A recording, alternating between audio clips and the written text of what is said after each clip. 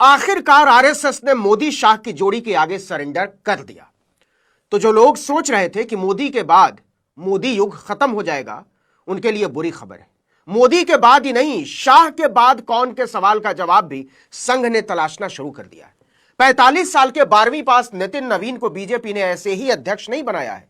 यह अगले 30 साल की राजनीति सेट करने की तरफ पहला कदम है, और इस पहले कदम पर ही तय हो चुका है कि मोदी रहे ना रहे, लेकिन कम से कम अगले एक दशक तक भाजपा में मोदी युग चलता रहेगा। कार्यकारी अध्यक्ष के तौर पर नितिन नवीन का नाम सामने आने के बाद बहुत सारे लोग चौंके थे, क्योंकि खुद बिहार की राजनीति में भी नितिन नवीन को कम ही लोग जानते थे। सम्राट चौधरी, दिलीप जायसवाल और विजय कुमार सिन्हा जैसे नेताओं के सामने नितिन नवीन को कभी सपने में खुद भी नहीं लगा होगा कि वो पार्टी की सर्वोच्च कुर्सी के लिए उपयुक्तों की सूची में उनका नाम भी आ सकता है। देखिए, बिहार चुनाव परिणाम के बाद ही नितिन नवीन को राष्ट्रीय कार्यकारी अध्यक्ष बनाने की तैयारी शुरू हो। 202 सीटों के प्रचंड बहुमत के साथ सत्ता में आई बीजेपी अब यहीं से बड़ा चेहरा ढूंढने लगी थी।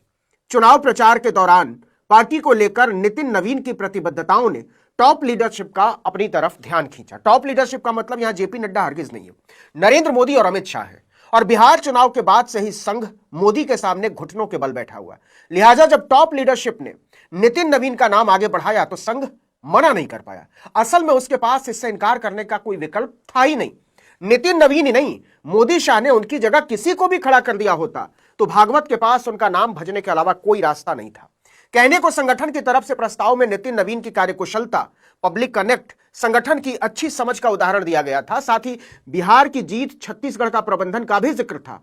कहा तो जा रहा है कि नितिन नवीन को अध्यक्ष की कुर्सी तक पहुंचाने में आरएसएस के 2 टॉप लीडर और क्षेत्र प्रभारी की भी भूमिका, लेकिन सबको पता है कि उनकी इकलौती योग्यता क्या है, अमित शाह का भरोसेमंद होना।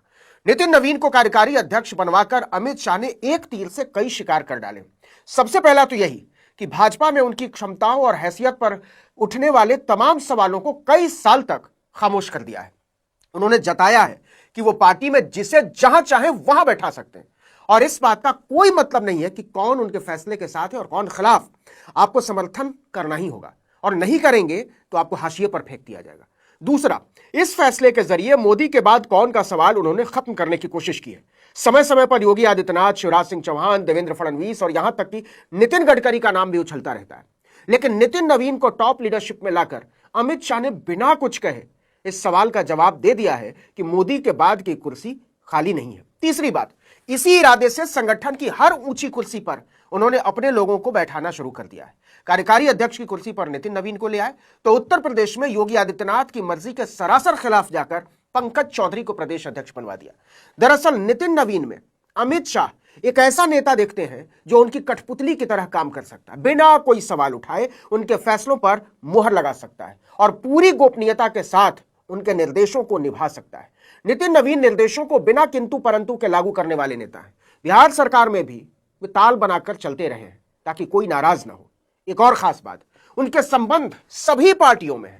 जोड़ तोड़ के समय उनकी यह काबिलियत बहुत ही काम की हो सकती है। एक और बात, नितिन नवीन ज्यादातर बिहार में ही रहे, इस कारण उनकी पहचान देश भर में है ही नहीं। वो राष्ट्रीय नेता है ही नहीं। नितिन नवीन का कद वैसा नहीं है कि वो मोदी शाह की बिना मर्जी के कोई फैसला ले सके। वो जो भी फैसला लेंगे उनके हिसाब से ही लेंगे। कहने का मतलब ये कि वो हमेशा मोदी शाह की आज्ञाकारी नेता की तरह ही रहेंगे। एक और बात, नितिन नवीन महत्वाकांक्षी नहीं है। उन्हें जितना मिल जाए उसी में संतोष करने वाले नेता है। ऐसे में टॉप लीडरशिप के लिए कुछ चुनौती नहीं बन सकते, कम से कम मोदी शाह के लिए तो बिल्कुल नहीं। पूरा बिहार जानता है कि नितिन नवीन का राजनीति में कोई दुश्मन है ही नहीं। हालांकि इसके पीछे वजह यह है कि उनका अपना कोई जनाधार नहीं है, इसीलिए उनकी राजनीति में आक्रामकता कम, संयम, संवाद और संगठन ज्यादा नजर आता है। लो प्रोफाइल रहते हैं और चुपचाप अपना काम करना पसंद करते हैं। वो ना तो सोशल मीडिया पर बहुत ज्यादा सक्रिय और ना ही बड़े राजनीतिक विवादों में पड़ते हैं। 5 बार के विधायक और 3 बार के मंत्री होने के बाद भी नवीन काफी लो प्रोफाइल नेता है। उनसे मिलना कार्यकर्ताओं से लेकर नेताओं तक के लिए बेहद आसान है। कोई भी आदमी रात हो या दिन कभी भी उनसे मिल सकता है, ये कहते हैं पटना में सब लोग। यही व्यवहार नितिन को लगातार अमित शाह के करीब लाता चला गया।